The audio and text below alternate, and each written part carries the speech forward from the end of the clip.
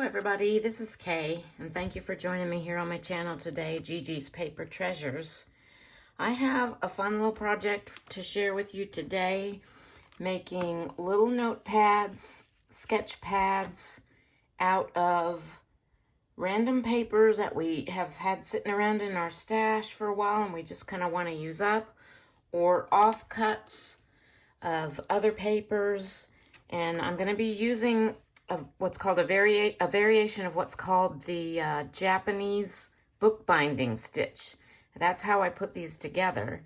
And before I go too much further, I wanted to give credit to, I'm not sure what her name is, but the name of her channel is Sea Lemon.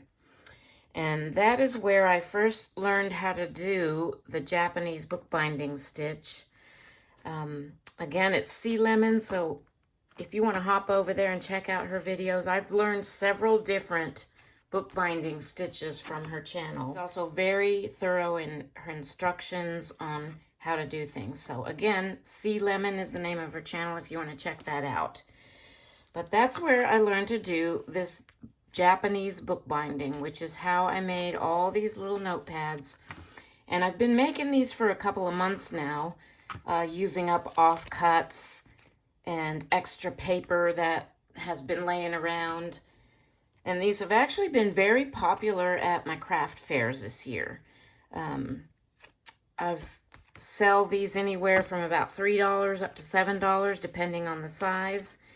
And they're super fun, they're quick and easy to make. And so let's get started with making one or two of these.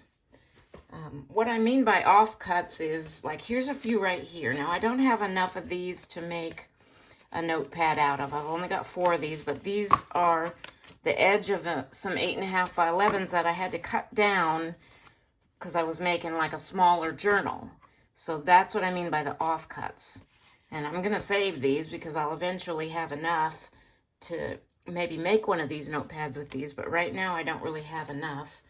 I like to make my notepads, you know, kind of about like that thick, not too thick, but not too thin. And I also have these lined notebook pages. I took these out of like a partially used notepad that I found at a thrift store. And I also have these, which these are way too big, of course, but I can cut them down. I don't remember where I got these, honestly. Maybe a thrift store, but I've literally had this paper for years, and I've never done anything with it. So I think I'm going to use some of this and these to make a couple of these notepads today. Let's start with this, because this is really a pretty good size. I don't have to cut these down at all. There is quite a few of them, so I think I'm going to divide this stack in half and make 2 of them. So I'm just going to kind of eyeball it, trying to get it even. I'm not going to count my pages or anything, and just start with half of them. Now, oh, here's another thing for making these notepads is I have 3 different what I call templates for the holes. I have a 5-hole, a 4-hole, and a 3-hole, and I choose which one of those templates to use by the width of the notepad. And I'm thinking this might be a 5-hole one, so I'm gonna just kind of hold this up here, and yep, I think I'll use my 5-hole template for this. Another thing I like to do with these notepads is to put a sturdier back on them. For example, on this one, I made the cover, the pages are made out of like child's manuscript book, but the back is a piece of cardstock. And so is the front. I don't always use a piece of cardstock on the front if I'm using some heavier paper, but I did on this one because this paper is super thin. But to give the notepad a little stability, I like to use a piece of cardstock on the back. So I'm going to grab, I've got some over here. I've got a piece of this gold, and it might already be the right width. it's a slight bit wider. So I'm going to grab my trimmer here real quick, and I'm just going to trim this down a hair on the edge. Let me get my pencil and make a mark here, and make a mark down here at the bottom, so I know where to trim. And if the back is a little bit bigger than the pages, that's okay. It's just going to give it a little bit more stability. Okay, so I'm going to grab my trimmer. I'm going to trim that end off.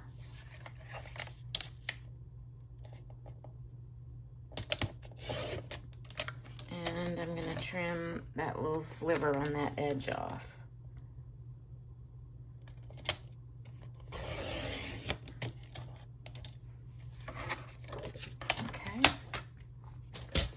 So, get rid of that.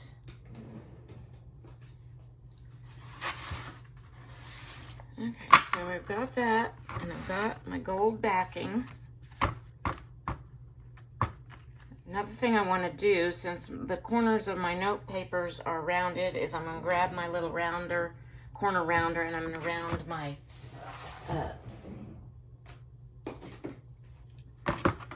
backing as well at the bottom. I wonder if it's this one or this one. I think it's this. Yeah, this medium-sized corner punch matches it better. Okay. All right, so I keep having to slide it off the edge of my desk because I can't hardly pick it up. Okay, so now that I have my back on there, I don't really need to put anything on the front. These are pretty heavy-duty pages, and I keep my decorating pretty simple. So I'm not going to put another piece of cardstock on the front, but I'm going to get these all even at the top where I'm going to do my stitching, and I'm going to put a couple of clips to hold this all together. Okay, and then I'm going to take my template, which is my 5-hole template, and I'm just going to kind of line this up. I don't know if you can see what I'm just getting the edge here even. And then I'm just going to kind of eyeball it on either side to get it centered at the top of this notepad. And then what I do is I take my pencil and I just make a little circle in each one of those little circles in my template onto my notepad. So that's where I'm going to punch my holes. Now here's another thing to keep in mind. You can use a hole puncher like this, just a small regular hole punch, but it's not going to punch through all of these pages. So you might have to do just a few at a time, which is fine. You can do that. You'll just have to use like one of the first pages you punch as a template to punch all the rest of the holes. But if you have this monstrosity, it can go through all the layers. So this is called the Crocodile 2. We are memory keepers, and I think I got mine at Hobby Lobby, but it punches through all of these papers, or if you have any kind of a more heavy-duty hole punch, you can use it. So this is going to be kind of hard to see on camera, but I'm gonna use this larger hole here, which is 3/16 of an inch. I'll show you what it looks like.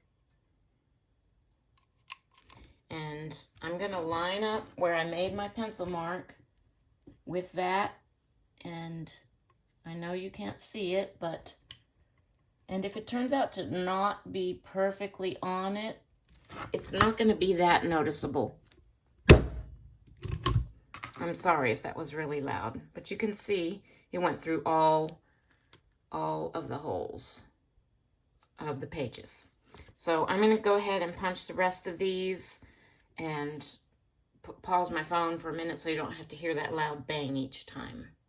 Okay, so I've got my holes punched, and I went really wonky. I didn't do it on purpose, but I'm not going to worry about it because, like I said, once you get your stitching done, it's really not that noticeable. I'm not sure how I got so crazy with my punching, but I did. But anyway, what I'm going to use for my stitching is this black and white baker's twine, and I have this big honkin' needle with a large eye, and it's a blunt needle, but it's perfect for this project. My holes are nice and big to get that through, and so that's what I'm going to use. And what I'm going to do here for my length is I'm going to go 6 widths of the top of the notepad, 3, 4, 5, 6, and I'm real generous with it too. It's not exactly 6, but I found that about 6 lengths is what I need. Okay, I'm going to go ahead and thread my cord through my eye, and now we're ready to do the stitching. Okay, you can start from either side. I typically kind of go back and forth, because when I'm done I like to tie a little bow, and I like to just vary which side I tie my bow on. So, but for this one I'm just going to start on the right, and I'm going to start in the front, and I'm going to pull my twine through, but I'm going to leave a good bit of length. I usually use just like the bottom of the notepad, leave it at that length, and just kind of hold that in place. Okay? Next, you're going to go over the top and back through the same hole, and you want to make sure your twine stays going over the top of your notepad like this. Okay? Now, some of them I did two loops through the top. Let me grab one here real quick, like this one that I showed you earlier. See how I have 2 cords at the top? That's just decoration purposes. That's not really necessary, and I don't think I'm going to do it for this one. I'm just going to leave the 1 loop going around for this top loop. So once you go back through your hole, you're going to be on the back side. You go straight across to the next hole and bring it through. So the whole time you're doing this, you're kind of flipping your notepad up and down and back and forth, but you want to not pull this through, so I kind of try to keep a hold of my string at the beginning here. So you go straight across to the next hole, and then you loop around and go back through that hole again to get your top loop. Okay, and then you go back to the other side. You're going to go straight across to the next hole, pull it snug, loop it around, and go through the same hole again. Okay, again, flip it, go to the next hole, hold it, loop it around the top, and flip it again. Now I'm sure you noticed how we're leaving some blank spots here that don't have the cord. That's going to be taken care of when we go back across with our cord, with our sewing. So I went straight to the last hole. I'm going to loop it around the top and go back through that same hole. Now at this end, what you want to do is loop it around again through the same hole, but you're looping around the side edge of your notepad, like so. Okay, flip it around, and from here you're just going to go back in and out, back to the beginning. So I'm going to go across, bridging that gap. I'm going to go across here, bridging that gap. And same thing in the back. And now we're back to the beginning, where I'm going to take my cord through that first hole again, and I'm going to come back around the side, but I'm not going through the hole. What I'm doing next is I'm going to take my thread under this first top loop like this. Okay, so I have the beginning of my cord here, And the end here on either side of this kind of, where these two meet right here. I don't know if you can see that. Let me hold it closer. So this is my the beginning of my thread. This is the end coming around this edge, and they're on either side. So from here, I can take my needle off now. From here, I'm going to do a square knot. And I'm just going to tie left over right and right over left. I like to do a square knot on these even if I'm going to tie a bow, which is what I'm going to do here. Because if the bow should come undone, the whole notepad won't fall apart. So do you see what I mean by if you get your holes crooked, you're not going to be able to tell? I mean, it looks pretty straight to me, even though I punched my holes a little bit crooked. So I can take my clips off now and tie my little bow.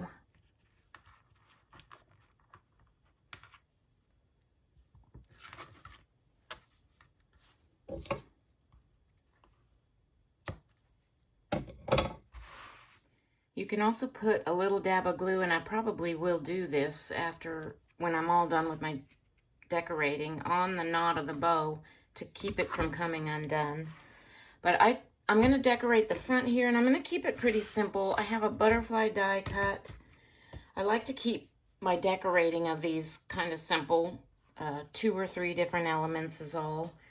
And I've got this lace, so I think I'm gonna cut my lace down.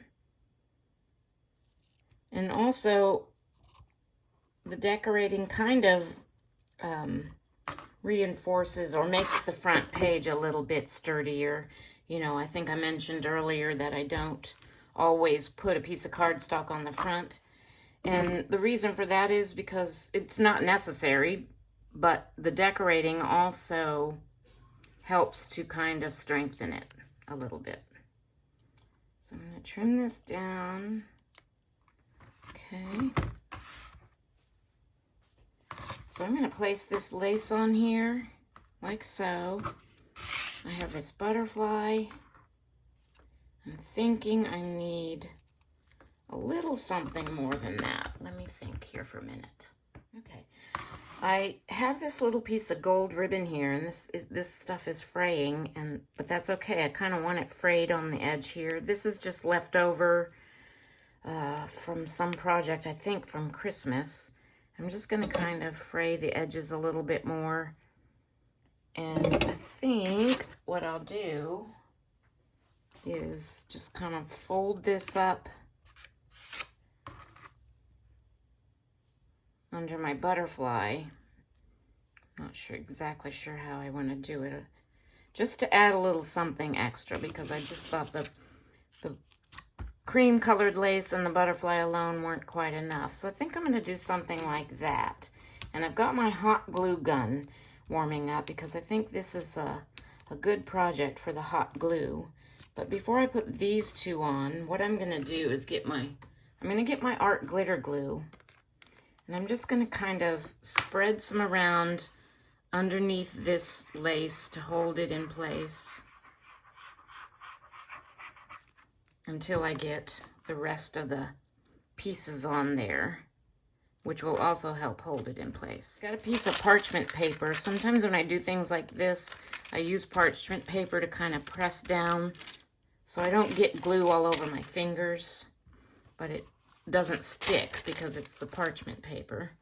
So I'm going to do that with the rest of this. Just put a little glue kind of all around just to hold this piece of lace in place.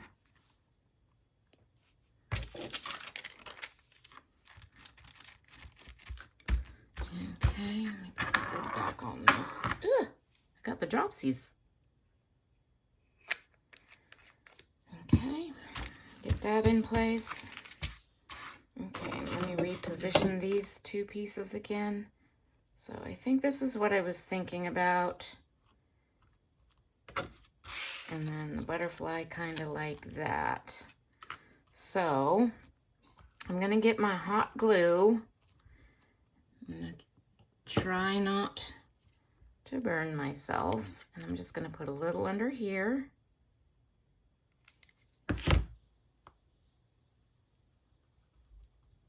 And then a little under here.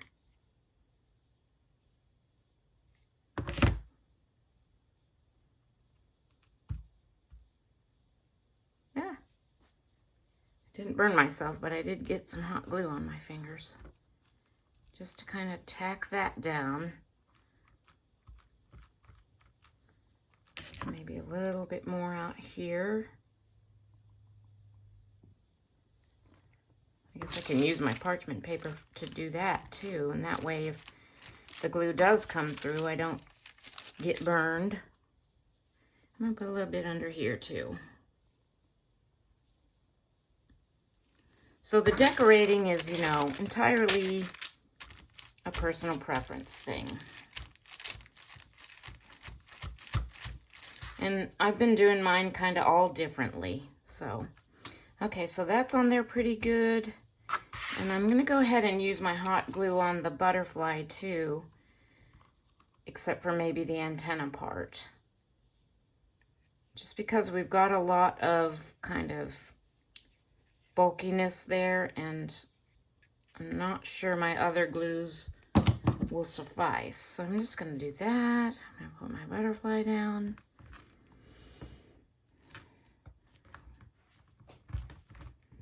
And hold that for a few seconds.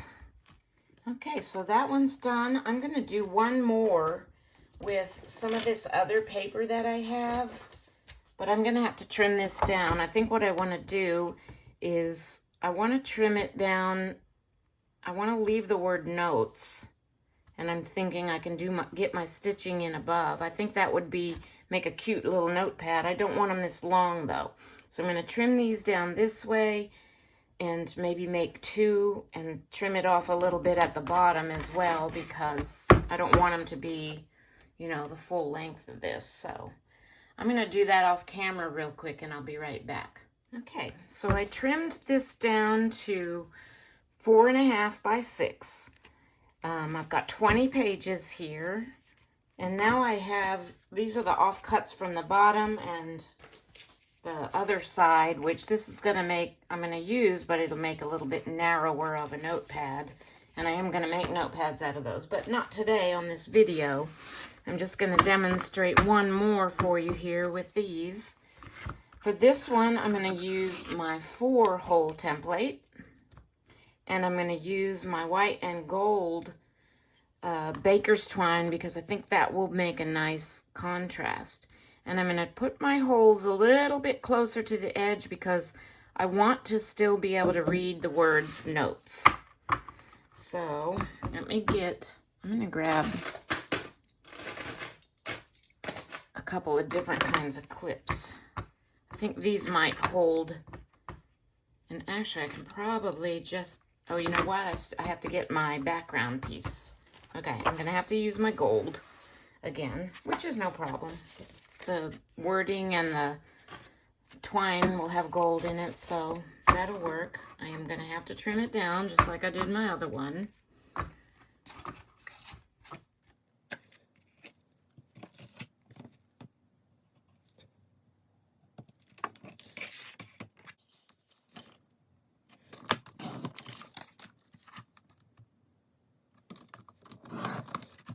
I'm going to get my top even here.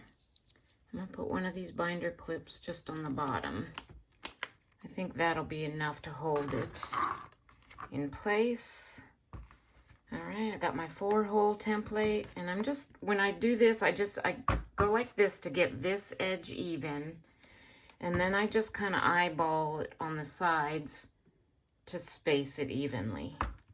Certainly isn't necessary to, oh, I forgot I was gonna try and, okay, I'm gonna do this one a little differently because I want to try and get these holes a little closer to this edge so I don't block out the word notes. Let me see. How am I gonna do this?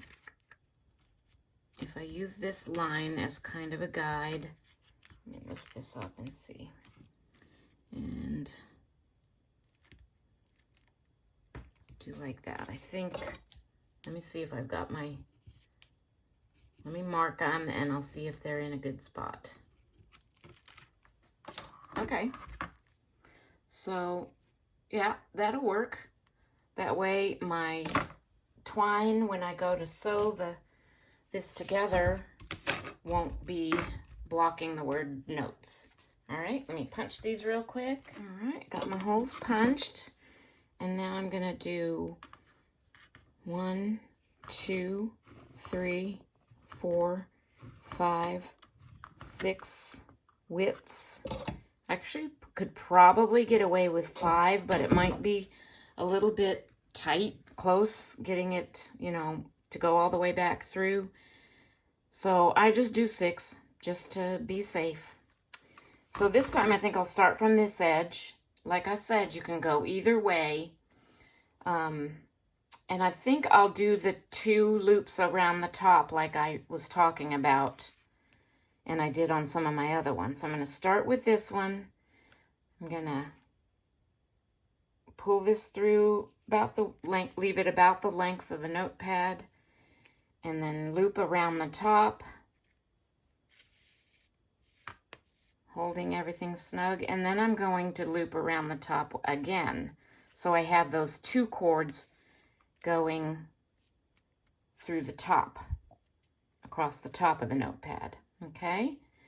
Turn it over, go straight across to the next hole. Sometimes it gets a little tricky holding this because you don't want this to come loose. Holding everything nice and snug, okay? Loop through that hole once. And twice.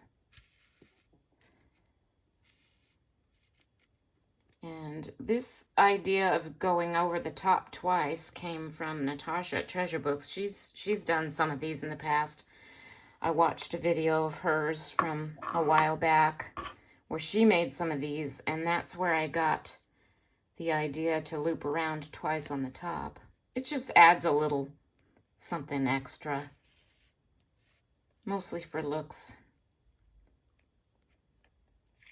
Okay. Flip it over. Once you get kind of down a little ways, you don't necessarily have to hold on to that end anymore. It's just while you're starting out, so you don't pull it through. Okay, loop it around once. Loop it around twice. Oops. I almost went through the wrong way. Okay, at the end, turn it over. Go around the side and up through that last hole.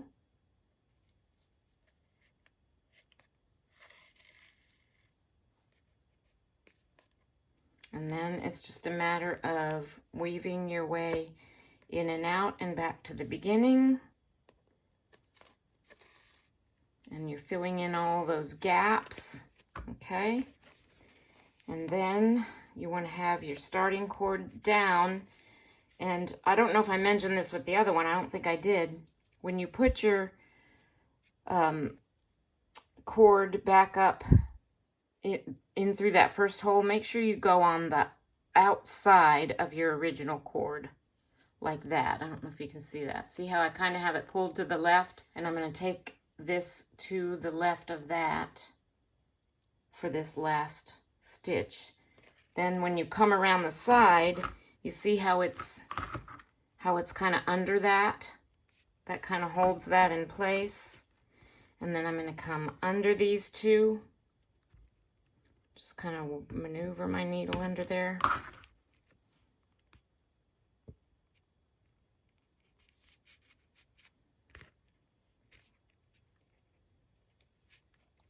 And make sure it goes around the side. It's trying to slip out on me here. There we go. Make sure it comes around the side, not the top, like that. And then I can remove my needle and tie it in place. I'm going to go ahead and give these a little extra snug before I make my first tie, and go right over left and pull it snug and left over right. Another thing that I've done on some of my other notepads, rather than tying a bow, is put a few beads on here. And I might actually do that on this one. I can remove my clip now. Okay, I picked out some, I'm going to zoom in a little bit here.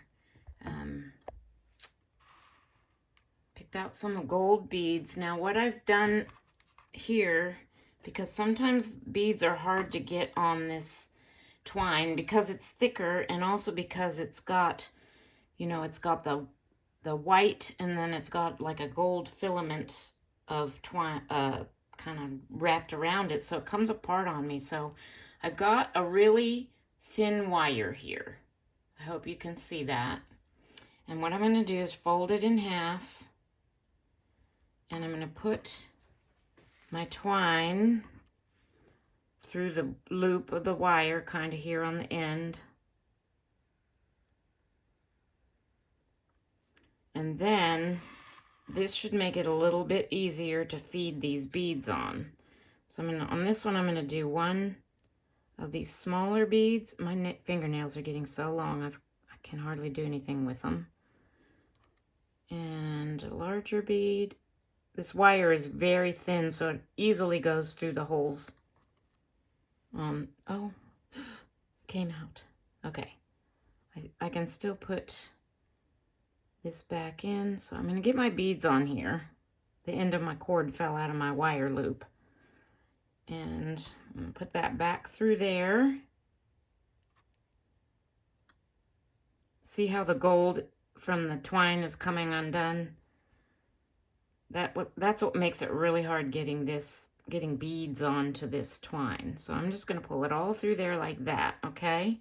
So I have the twine through the loop of my wire, and I have my beads on my wire, and now they should just go easily onto, fairly easily onto the twine. Okay, once you get them on there, you can pull the raw end of the twine out, and you have your beads on there. I'm going to use the wire again. Set that right there. I don't want to lose it. This wire actually came out of the edge of that gold ribbon I used on that last notepad. And I'm going to tie this in a knot to hold my beads on. And let's see, let me get something here. I want my knot to be a little higher up than this, so I'm just going to use this to kind of cinch my knot up a little bit higher. Actually, I want it even a little higher than that. Sometimes it can get a little bit tedious working with these tiny beads and twine and wires and stuff, so if tedium is not your jam, I don't mind it. But if you don't like to mess with tedious things like this, you can just stick to tying this in a bow or something like that. Or you can even just cut it off and like fray the edges and let it hang there. You don't even need the bow. But I like putting beads on things sometimes, so I don't mind messing with it. I'm gonna put these 3 onto this end. And pull out my raw end.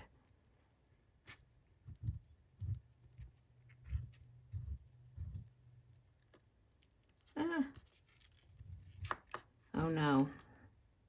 See what happened? Oh, that just broke off. Never mind. Okay. Take my wire off. And I save these little wires because this is what I use them for. After a while, it'll break and I'll throw it away, or it'll be too short to use anymore, but they come in real handy. That's the end of the wires that come off the end of that wire-edged ribbon. It's really thin and it's very useful for this sort of thing. So let's see, I'm going to have these dangle a little bit lower than those.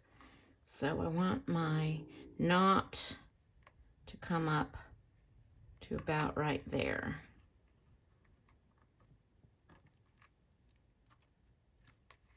Okay.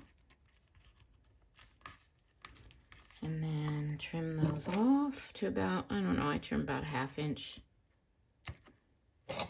And then you can even, after you've tied your knot, you can fray your ends a little bit. I kind of like that look too, of having it frayed rather than just straight like this. I have these little gold and kind of, I don't know what they are. I think they were Tim Holtz something, letter number tiles or something, but I think I'm just going to sort through here and find the Notes and write out, I hope I have it, all the letters, and just write out the word notes on here, if I can fit them on here. Let's see, I need an N and a T now.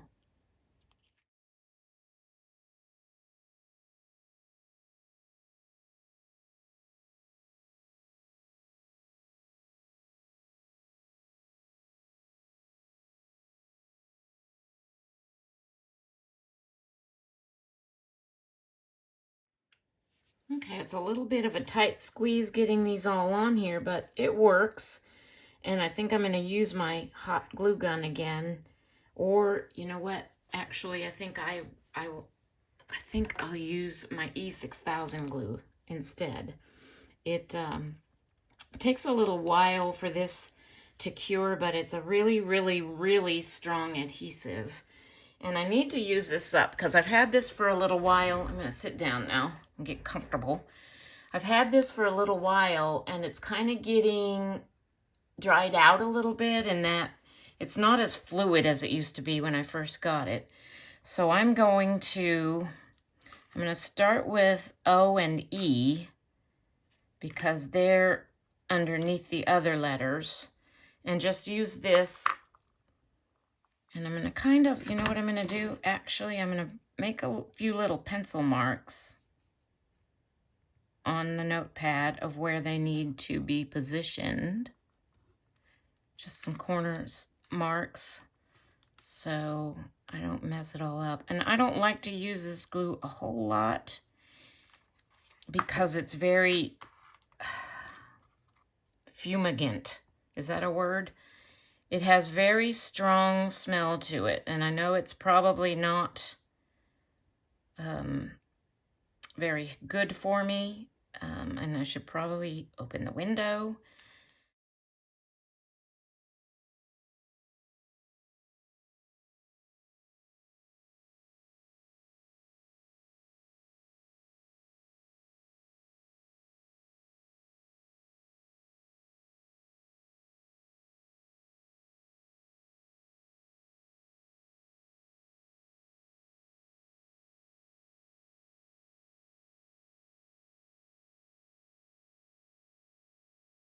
Okay, this is going to take me a hot minute to get this done, and then I want to put it under something heavy for a little while, so I'm going to take care of all that off camera and then come back and show you the end result.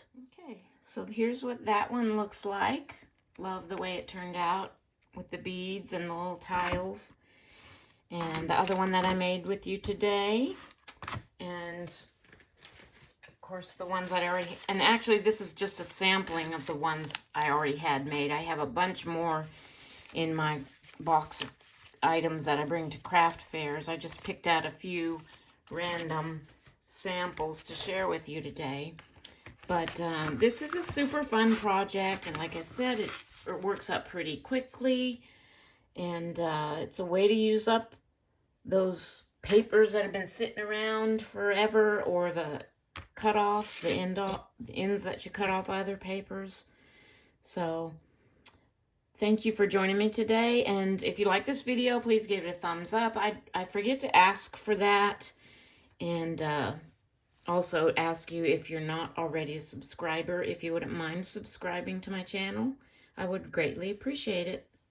Have a wonderful day.